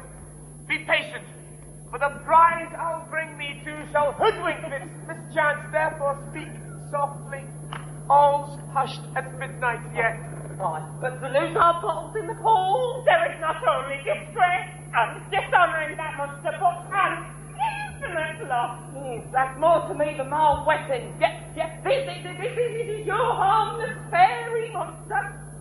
I will take my bottle, so I be our ears from a leather. Please, my king, be quiet. Seest thou here? This is the mouth of the cell. No noise, and enter. Do that good mischief which may make this island thine own forever, and I thy caravan, but I thy foot clicker. Give me a hand. I do begin to have bloody thoughts. Oh, King Stefano! What? Oh, Peer! Oh, worthy Stefano! Oh, blessed!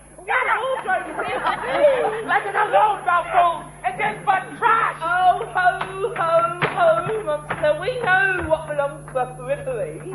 Take it off! Get off that gown! No, Sergeant! No! I'll have that gown! Oh, by grace shall have it. Oh, the dropsy drowned this fool! What do you mean? To dote us on such luggage? Let it alone! Do the murder first! If he awake, from toe to crown he'll fill our skins with bitches, make us strange stuff! Be you quiet, monster! Mistress Line, is this not your jerkin? Now is the jerkin under the line. Now, Mistress Jerkin, you are like to lose your hair and prove a bald jerkin. Here, we steal by line and level. Oh, I say, has it like your grace? Oh, I thank thee for that, Jack.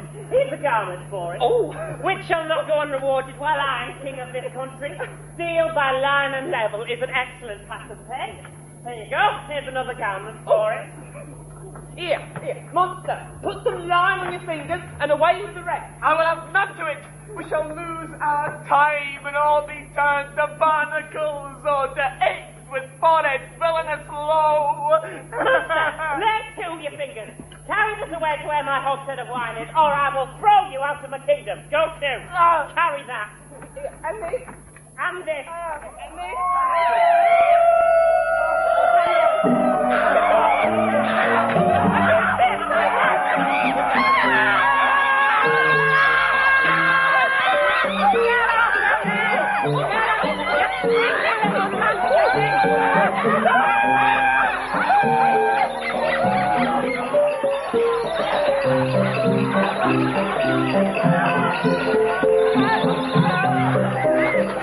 Oh,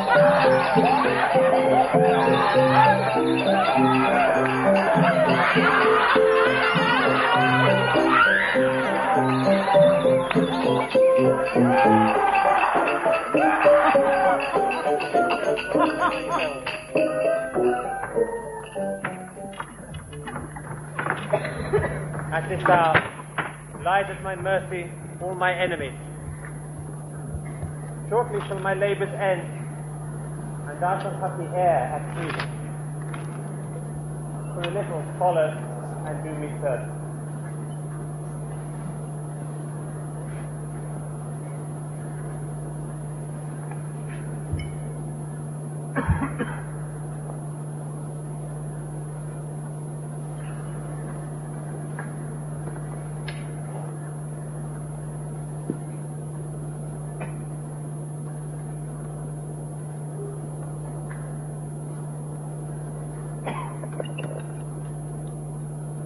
Now does my project gather to a head. My charms crack not, my spirits obey, and time goes upright with his carriage. How does the day? On the 6th hour, at which time, my lord, you said our work should cease. I did say so when first I raised the Tempest. Say, spirit, how fares the king and followers? Since fine together, and the same fact as you gave your charge, just as you left. All prisoners, sir, in the line road where the friends yourself. They cannot fight till you are released. The king, his brother, and yours abide, all three distracted, and the remainder mourning over them, brimful of sorrow for his men. But she that can transfer the good old days on power. Her tears run down her face like winter's drops from eaves of reed.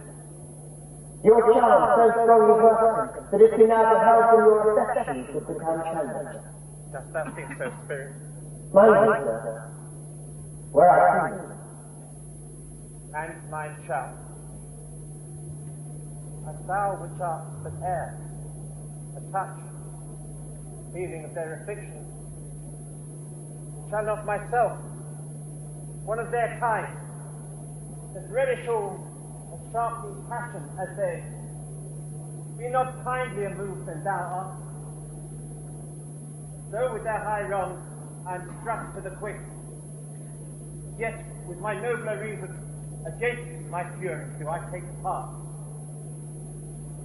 The rarer action is in virtue than in vengeance.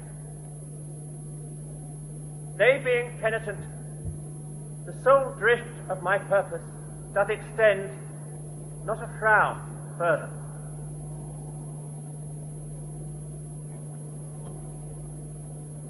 The release from error. My charms I'll break, their senses I'll restore, and they should be themselves. Our section, sir.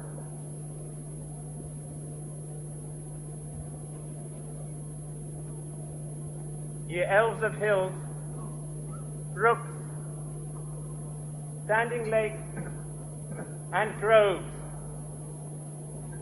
and ye, that on the printless sand with foot do chase the ebbing Neptune, and do fly him when he comes back. You demi puppets, that by moonshine do the green sour ringlets make, whereof the yew not bite, and you, whose pastime is to make the midnight mushrooms, that rejoice to hear the solemn curfew, by whose aid, weak masters though ye be, I have bedimmed the noontide sun, called forth the mutinous wind, and twixt the green sea and the azured vault set roaring war. To the dread rattling thunder have I given fire, and rifted Jove's stout oak with his own bolt. The strong-based promontory have I made to shake, and by the spur plucked up the pine and cedar. Graves, at my command, have waked their sleepers, oped, and let them forth by my so potent art. But this rough magic I here abjure,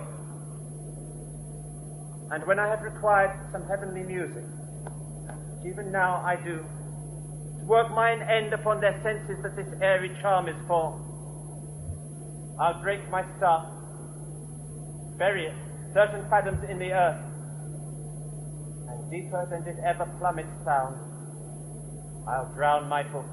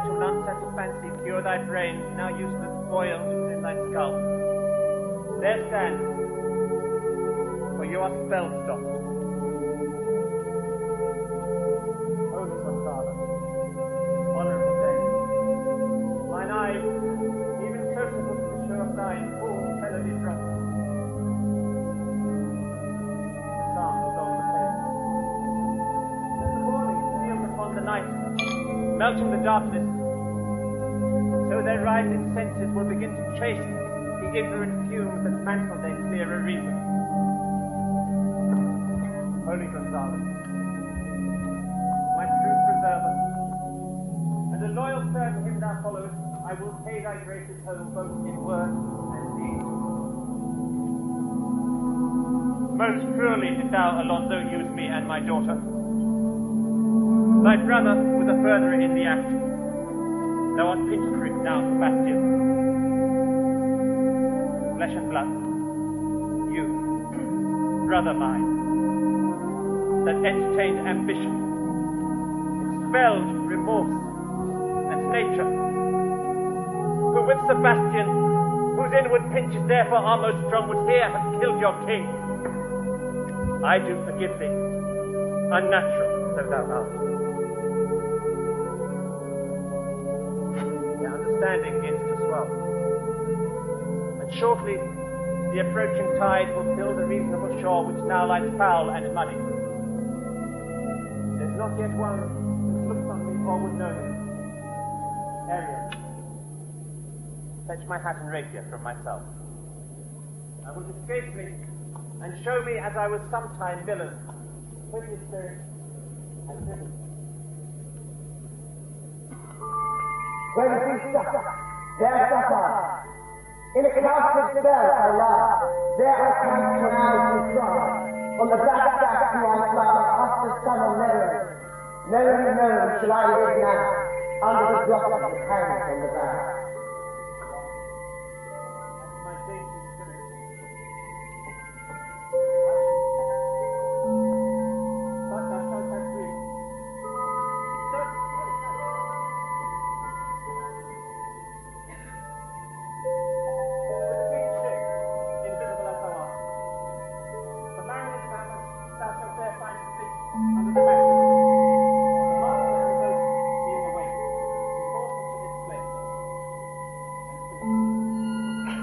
I'll quickly hear the fool, and return, or ere your post quite speak.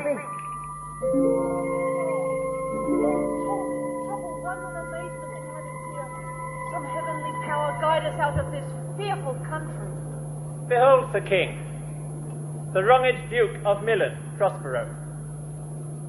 For more assurance that a living prince does now speak to you, I do embrace your body. And to you and your company, I bid a hearty welcome. Then I'll see if they'll know of some enchanted trifle fit to abuse me, and state I have been, I not know.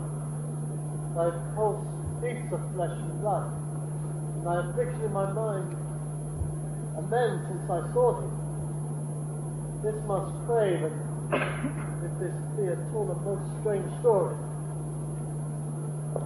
thy duty I resign, to entreat and pardon me my wrongs. But How should Prospero be living? Be here. First, noble friend, let me embrace thine age, whose honour cannot be measured or confined. Whether this be or be not, I'll not swear. You yet do taste some subtleties of the eye, which will not let you believe things certain. Welcome, my friends all. But you, my graceful lords, were I so minded, I could pluck his highness' frown upon you and justify you traitors. At this time, I will tell no tale. The devil speaks in him. No. You, sir, whom even to call brother would infect my mouth, I do forgive your rankest fault, all of them, and require my dukedom, which I know perforce thou must restore. If thou beest, Prospero, give us some particulars of thy preservation. How thou camest to meet us here, who 3 hours since were wrecked upon this shore, where I lost... How sharp this point of remembrance is. My dear son Ferdinand. I am woefully, sir. Irreparable is the loss, yet patience says it is past her cure. I rather think thou hast not sought her help. Of whose doth grace or the like loss, I have a sovereign aid and rest myself. You the like loss? As dear to me, as great. And to make supportable, and I mean much weaker than you can call, to help you. For I have lost my daughter. A daughter? Oh, heavens, they were living both in Naples, the king and queen there. That they were, I wish myself muddied in the oozy bed where my son lies. When did you lose your daughter? In this last Tempest. I perceive these lords at this moment do so much admire that their eyes devour their reason, and scarce think their eyes do offices of truth, their words a natural breath. But howsoe'er you have been justled from your senses, know for certain that I am Prospero, and that very duke which was thrust forth from Milan, who most strangely upon this shore where you were wrecked, was landed to be the lord on it. But no more of this. But is a chronicle of day by day, not fit for a breakfast, nor befitting this first meeting. Welcome, sir. This cell, my court. Here I have few attendants, and subjects none abroad. Pray you, look at it. My dukedom, since you have given me again, I will requite you with as good a thing. At least, bring forth a wonder to comfort you as much me might do.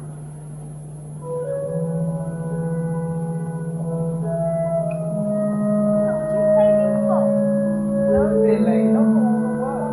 Yes, but I and I was put in fair play. If you see the vision of the island, one day itself will last twice. Most high miracle. Though the sea's breadth, they are merciful, and I am cursed without cause. All the blessings of a glad father, come to your father, rise. Tell me how you came to me. Oh, wonder! How many goodly creatures are there here? How beauteous mankind is. Oh, brave new world that has such people in it. 'Tis new to thee. Who is this maid from which you must have fled? Your oldest acquaintance cannot be 3 hours. Is she the goddess that severed us and thus put us together? No, sir. She is mortal, but by immortal providence she is mine. I chose her when I could not ask my father for his advice, nor thought I had one. She is daughter to this famous Duke of Milan, of whom I have so often heard renown but never saw before, of whom I take a second life. A second father this lady makes him to me. I am hers. Though, how strange this will sound to ask forgiveness of my daughter. Sir, let's stop. Let us not burden our remembrance with a heaviness that's gone. I have inly wept, or should have spoke ere this. Look down, you gods, and on this couple drop a blessed crown. For it is you that have chalked forth the way which brought us hither. I say, bring yourself. Was Milan thrust from Milan, that his issue should become kings of Naples? or rejoice beyond a common joy, and set it down with gold on lasting pillars. In one voyage did Clarabelle her husband find in Tunis, and Ferdinand her brother found a wife where he himself was lost. Prospero, his dukedom in a poor isle, and all of us ourselves where no man was his own. Give me your hands. Let grief and sorrow fill his heart that does not wish you joy. Be it so. Amen. Oh, look, sir, here is more of us. Gallows for our land, girls with not ground. Now back to the I still no doubt by land. What is the news? The best news is that we have safely found our king and company. The next, our ship, which for 3 hours since we gave our split, is brave and yar and tightly rigged as when we first put out to sea. Sir, all this in service have I done since I went. My tricksy spirit. These are not natural events, they strengthen strange to the stranger. Say, how came you tonight? If I didn't think, sir, I were well awake, I strive to tell you. We were dead of sleep, and how I know not. All clapped and under hatches were some strange and several noises of roaring, howling, jingling, and no diversity of sound, all horrible.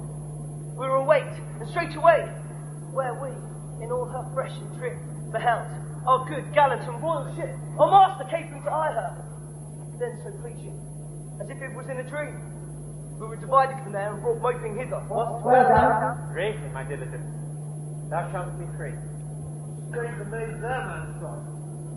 And isn't this business more than nature was ever conducted? Sir, my liege, do not infect your mind with beating on the strangeness of it. Set Caliban and his companions free. Untie his belt. How fares my gracious sir? There are yet missing of your company some few lads that you remember not.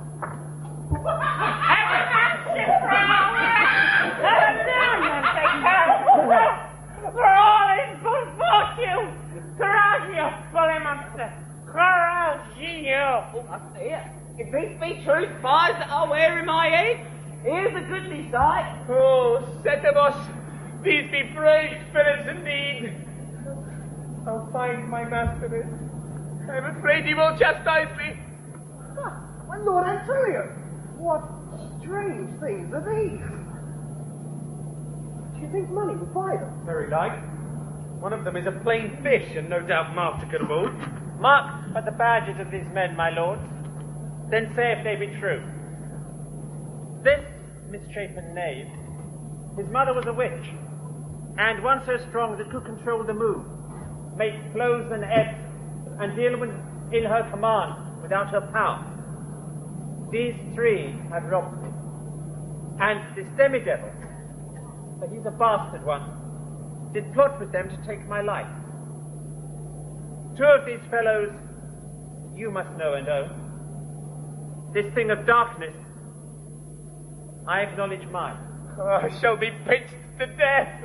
Is this not Stefano, my drunken butler? Wait, he's drunk even now. Where had he wine? And Trinculo, reeling right. Where should they come across this grand liquor that has gilded them? How camest you in this pickle? Oh, I've been in such a pickle since I saw you last. That'll fear for me. Will never be out of my bones. I shall not fear fly blowing. Why? How now, Stefano? Touch me not! I am not Stefano, but a cramp. You'd be king of the Isle, sirrah. I should have been a sore one then. This is stranger thing I ever taught. He is as disproportioned in his manners as his strength. Go, sirrah, to myself. Take your companions with you. And you do look to have my pardon. Grimace, handsome. Aye, that I will. And I'll be wise hereafter, and seek for grace. What a thrice double ass was I to take this drunkard for a god, and worship this dull fool. Go to, away. Hence, and bestow your luggage where you found it. Or stole it, rather. Come on!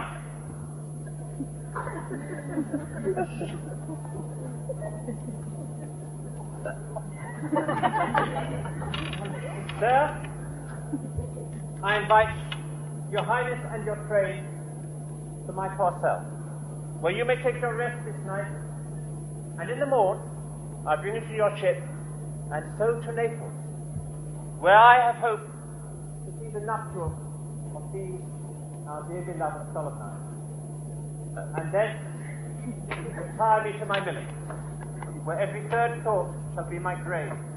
I long to hear the story of your life, which must take the ear most strangely.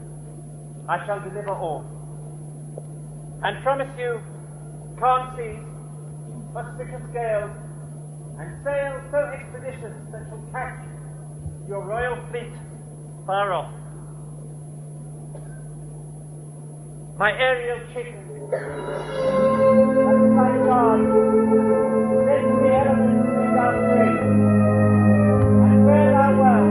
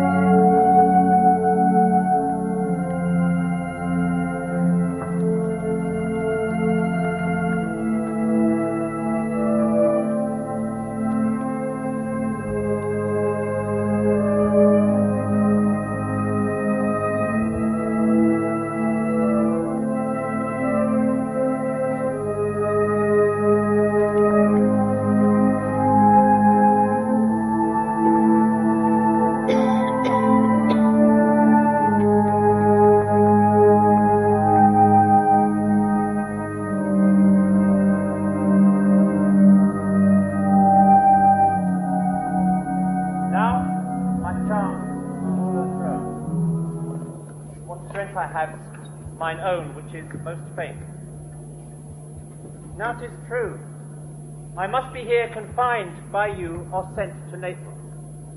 Let me not, since I have my dukedom got and pardoned the deceiver, dwell in this fair island by your spell, but release me from my bands with the help of your good hands. Dress of yours my sails must fill, or else my project fails, which was to please.